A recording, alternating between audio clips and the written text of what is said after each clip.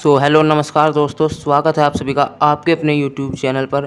दोस्तों, आज की इस वीडियो में हम डिस्कस करने वाले हैं कक्षा 10 के हिंदी विषय के बारे में। दोस्तों, हिंदी विषय में जो हमारा टॉपिक है वो है रस। हम रस के बारे में आज पढ़ेंगे, जो कि आपके बोर्ड एग्ज़ाम के लिए बहुत ही इम्पोर्टेंट माना गया है। ये हर वर्ष आपकी बोर्ड परीक्षा में पूछा जाता है। दोस्तों, इस वीडियो में हम आपको बेसिक से सभी चीज़ें समझाएंगे, बिल्कुल स्टार्टिंग से। और रस को आज हम इसी वीडियो में ख़त्म कर देंगे।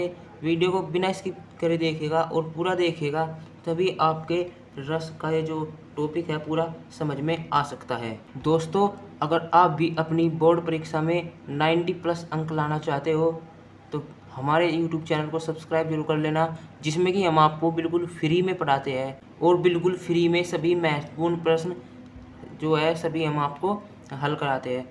तो चलिए आज इस वीडियो को बिना देरी के स्टार्ट कर लेते हैं। अगर आप हमारे चैनल पर नए हैं तो प्लीज़ वीडियो को लाइक करके चैनल को सब्सक्राइब जरूर कर लेना।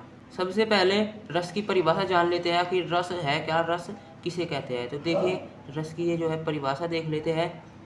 साहित्य में कविता, कहानी, उपन्यास आदि को पढ़ने या सुनने से एवं नाटक देखने से जिस आनंद की अनुभूति होती है उसे ही रस कहते हैं।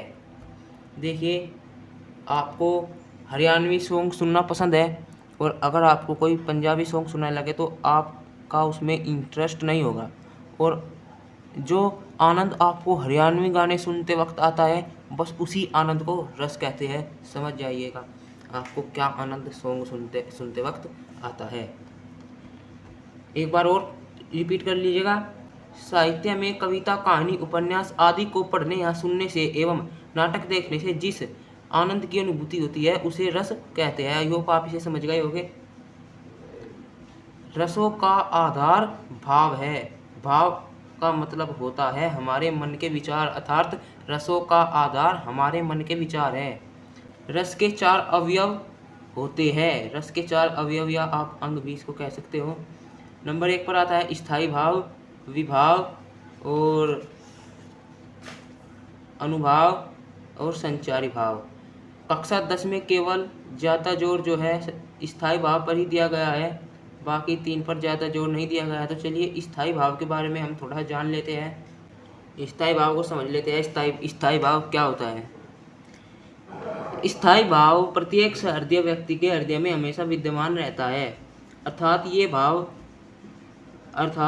वे भाव जो मनुष्य के हृदय में सुषुप्त अवस्था में रहते हैं और समय आने पर जाग जाते हैं, स्थायी भाव कहलाते हैं। सुषुप्त का मतलब होता है सोई हुई अवस्था में, अर्थात वे भाव जो हमारे हृदय के अंदर सोई हुई अवस्था में रहते हैं और समय आने पर जाग जाते हैं, स्थायी भाव कहलाते हैं।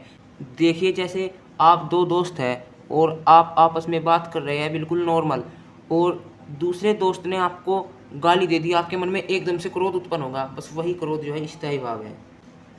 स्थायी भाव 9 माने गए हैं। वैसे तो स्थायी भाव 9 माने गए हैं, लेकिन इस वीडियो में मैं आपको 2 ही स्थायी भाव बताने वाला हूँ। हमारे जो सिलेबस में है वो है हास और शोक।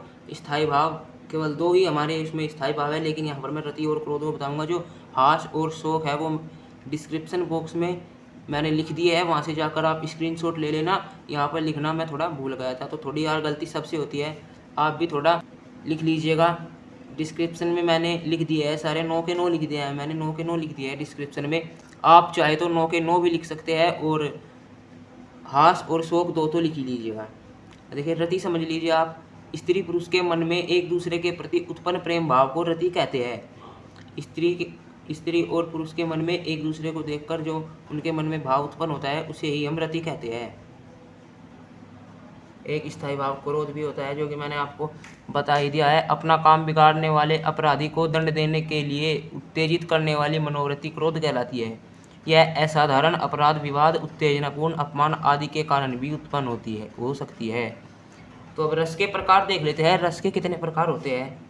दोस्तों, हमारे सिलेबस में ओनली 2 ही रस दिए गए हैं, हास्य रस और करुण रस। तो इन 2 को ही हम पढ़ने वाले हैं। हास्य रस को देख लेते हैं। हास्य रस इसका स्थायी भाव हास है और करुण रस का स्थायी भाव शोक होता है। तो फिलहाल हम पहले हास्य रस को देख लेते हैं। हास्य रस किसी वेशभूषा, वाणी, चेष्टा आदि की विकृति को देखकर हृदय में विनोद का जो भाव जागृत होता है वह हास कहा जाता है।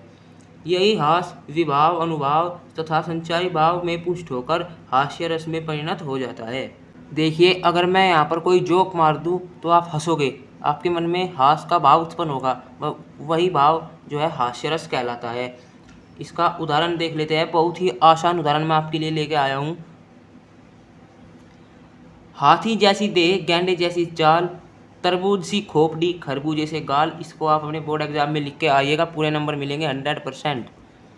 हाथी जैसी देह मतलब शरीर, हाथी जैसा शरीर, गैंडे जैसी चाल, तरबूज सी खोपड़ी और खरबूजे से गाल। बहुत ही आसान जो है ये आपके लिए मैं उदाहरण लेके आया हूँ। अब थोड़ा करुण रस के बारे में पढ़ लेते हैं। करुण रस क्या है, चलिए करुण रस भी देख लेते हैं। इसको आप देखिए पक्का तैयार कर लीजिएगा, क्योंकि बोर्ड एग्जाम में 101% आने वाले जो है ये प्रश्न है, यही मैं आपके लिए लेकर आया हूँ।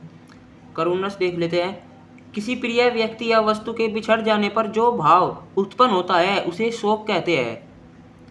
देखिए, अगर जिसे आप बहुत प्रेम करते हैं, जिस व्यक्ति को आप अपने घर में बहुत ज़्यादा प्रेम करते हैं, अगर वो किसी दिन घर से निकल के भाग जाए तो आपको दुख होगा या नहीं होगा? आपको दुख होगा। और उसी दुख को जो है हम यहाँ पर शोक से प्रदर्शित किया गया है, शोक कहते हैं। यही शोक नामक स्थायी भाव विभाव अनुभाव संचारी भाव से में पुष्ट होकर करुण रस में परिणत हो जाता है।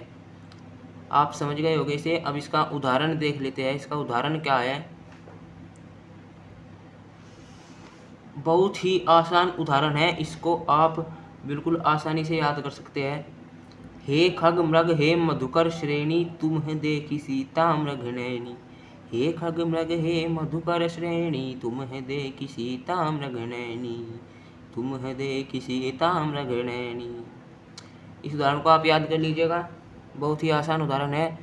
और अगर आपको फ्री में पढ़ना है तो हमारे चैनल को सब्सक्राइब करना पड़ेगा। यहाँ पर हम आपको ऐसे ही महत्वपूर्ण प्रश्न कराते रहते हैं। और ये जो हास्य रस और करुण रस मैंने आपको बताया है, स्थायी भाव, ये सब बहुत ही ज़्यादा इम्पोर्टेंट है आपकी बोर्ड परीक्षा के लिए। और अब की बार भी ये बोर्ड परीक्षा में 100% पूछे जाएंगे। इनको आप पक्का तैयार कर लीजिएगा। जो मैंने आपको बताया ओनली बस आप इन्हें ही तैयार कर लीजिएगा, इससे बाहर कुछ भी नहीं पूछा जाएगा आपके बोर्ड परीक्षा में। दोस्तों, अगर वीडियो अच्छी लगी हो तो प्लीज़ वीडियो को लाइक कर दीजिएगा और चैनल को सब्सक्राइब कर दीजिएगा। मिलते हैं नेक्स्ट वीडियो में, तब तक के लिए अपने बोर्ड परीक्षा की तैयारी अच्छे से करते रहिएगा। अब की बार 90 पार।